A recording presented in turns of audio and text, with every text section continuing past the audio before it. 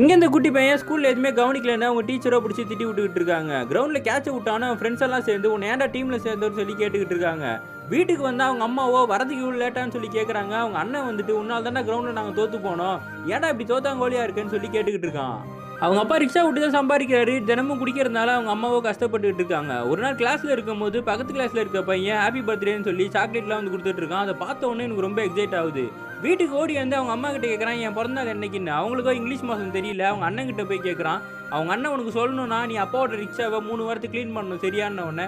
சரி ஓகேன்ன உடனே இவனு டிசம்பர் 10 தான் அவன் பிறந்த நாள்னு எடுத்து சொல்லிடுறான்.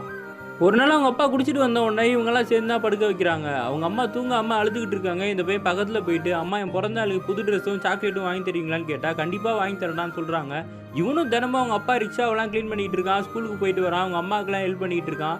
அவனோட பிறந்த நாளும் வந்துடுது. சந்தோஷமாக எந்திரிக்கிறான். அவங்க அம்மாவும் இந்த பையனுக்கு பிடிச்ச சாப்பாடுலாம் செஞ்சு கொடுத்து அவனுக்கு புது ட்ரெஸ் வாங்கி கொடுத்துருக்காங்க. அதை போட்டுக்கிட்டு அவங்க அம்மா தான் இவனை ஸ்கூலுக்கு கூப்பிட்டு போகிறாங்க. போகிற உள்ள கிளாஸ் பையன் பார்த்துட்டு டே சாக்லேட்லாம் வாங்கிட்டேன்னு கேட்டால் எங்களுக்கு தெரிஞ்ச கடை இருக்குது அங்கே தான் வாங்க போகிறேன்னு சொல்கிறான். அந்த கடைக்கு அவங்க அம்மாவும் இவனும் போனால் சாக்லேட் எடுக்கும்போது கடைக்காரன் சொல்லிடுறான் முதல்ல கடனை கொடுத்துட்டு சாக்லேட் கை வைன்னு சொல்லி.